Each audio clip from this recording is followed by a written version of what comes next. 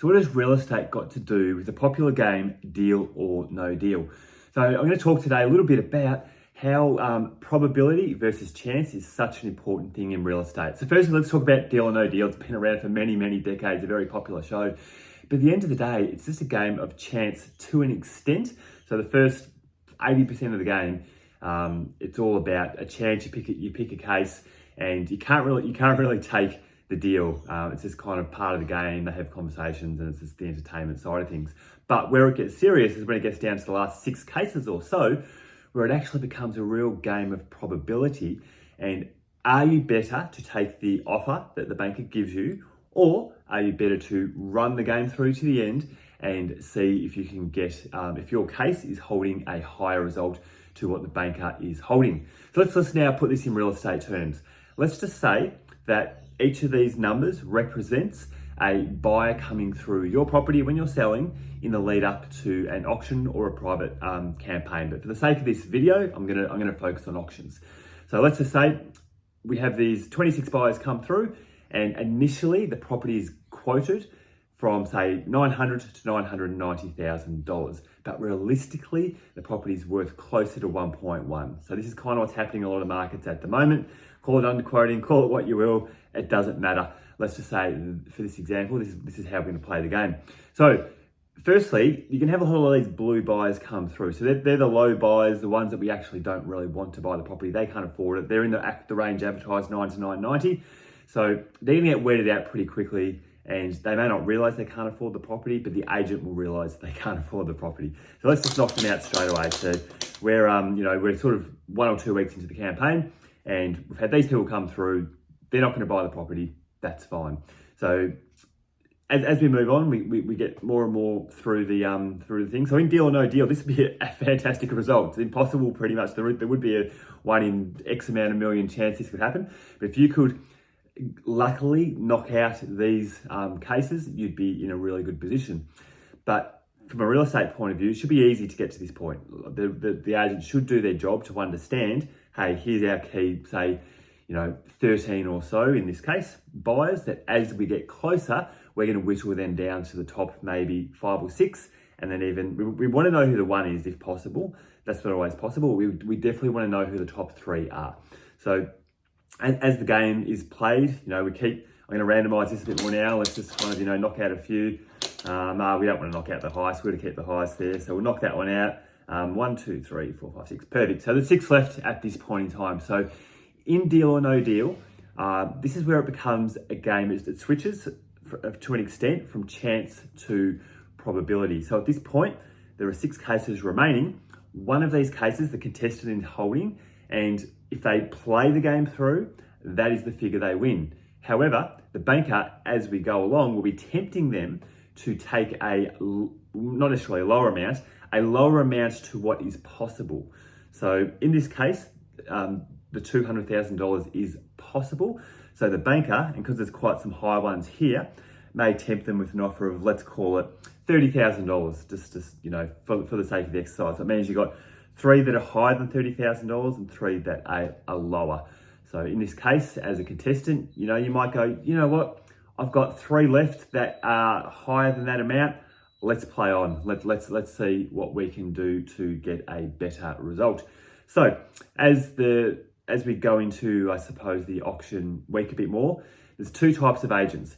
One agent will be doing heaps of callbacks. They'll be really narrowing down. They'll be going, hey, Chris, I know your client. Here are the buyers for them. We've got this one here that recently missed out on another property, and they bid $1.1 million.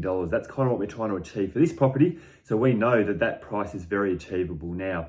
We've also got these other buyers. We're not sure where they're at, but we know they're selling their home, and we think that they're going to be maybe not at the 1.1, but they're going to be pretty close, but their cards are close to their chest, so they could be slightly above or slightly below. But also, we've got a few up here, and just having conversations with them and understanding them. We just don't think they have the amount of money we need, but they're still important. They might be able to bid up to about $1,050,000. So we still want them to come on auction day. We still want them to compete. Just if for some reason these people don't show up, they buy something elsewhere, whatever it might be. So a good agent will do that. They will intimately know the buyers. And average agent will be going, hey Chris, great news. We've given out 6 contracts and we've rung back these people and they've said to us they're going to show up on auction day. And to me, that's lazy, agency. I think in that case, you're still in the game of chance because you actually don't know. You don't know if you've got the good buyer. For all you know, you've got a few blues still sticking around and the agent hasn't done their due diligence to really understand the profiles of these 6 people. So for me, I get very nervous when I hear, or not my clients, but other people, when I have just general conversations. I meet people and they go, oh yeah, my campaign's going great. I've got, the agent has told me they've given out 6 contracts. And then my next question will be to them will be just that, where are these people at? And they'll go, I don't know. And that's very concerning. So just to be very clear, there is a difference between understanding a buyer and giving out 6 contracts and not understanding a buyer and giving out 6 contracts. So let's just say we get to auction day. So we're on auction day now, we're all excited.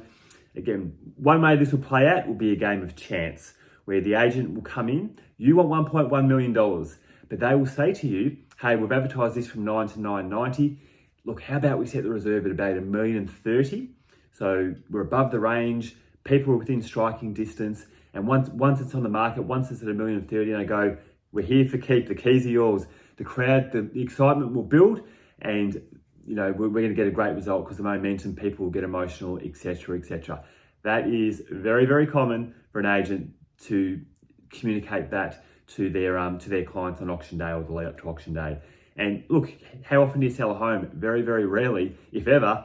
And you may just trust the agent's process and go, okay, that sounds good. Once it's on the market $1,030,000 and we get the momentum, let's get as close to 1.1 as possible, and that will be great. Whereas for me, I don't want to play the game of chance. I want to play the game of probability and go, what are the chances of getting to 1.1? And then secondly, how do we get to 1.1? So let's just say auction day, I'm going to play out the chance scenario first, and then secondly, I'm going to play out the second scenario. So the chance scenario is that as we're going through an auction day, that let's just say, for whatever reason, this person's bought somewhere else, so they're now out.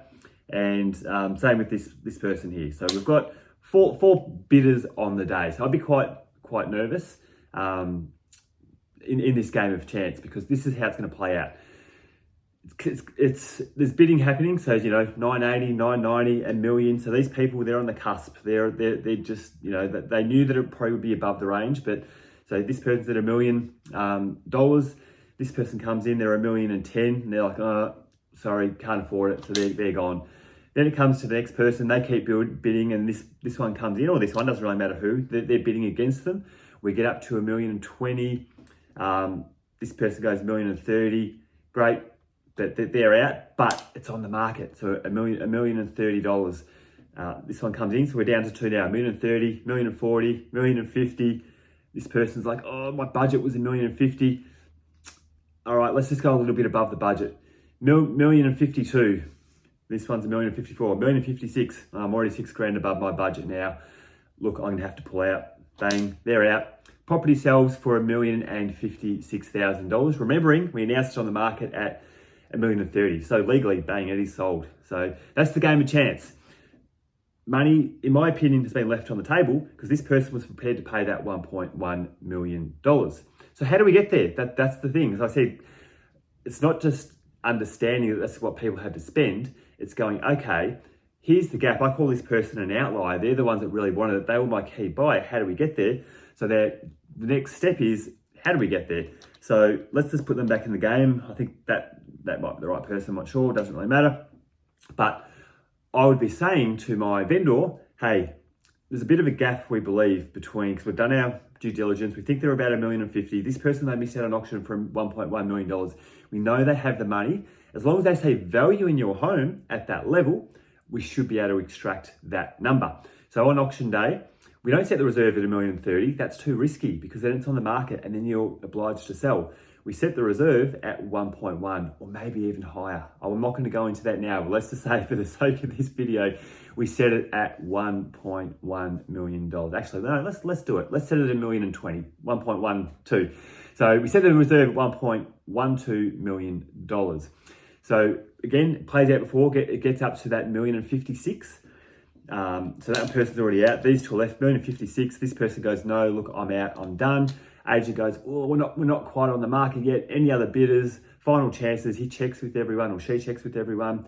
Not on the market, great. We're going to pass in this property here. We're going to exclusively negotiate with the highest bidder. Stick around. If it doesn't sell, by all means, we can negotiate openly with everyone, but we're going to negotiate with the highest bidder here. So if this person's going to stick around for the moment, we're focusing on them. They're my key buyer. We go inside. I said we wanted 1.1.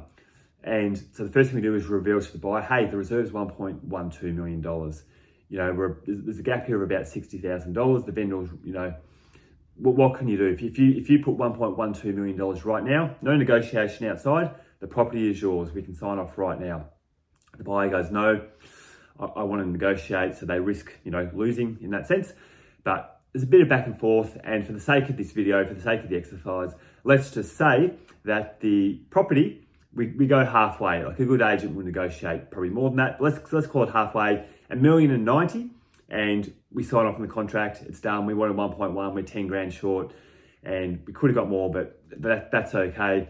$1,090,000, and this buyer is the new owner. So as you can see in the two different scenarios, there's a difference there of $34,000 because one agent made the callbacks, understood the buyers, and had a strategy.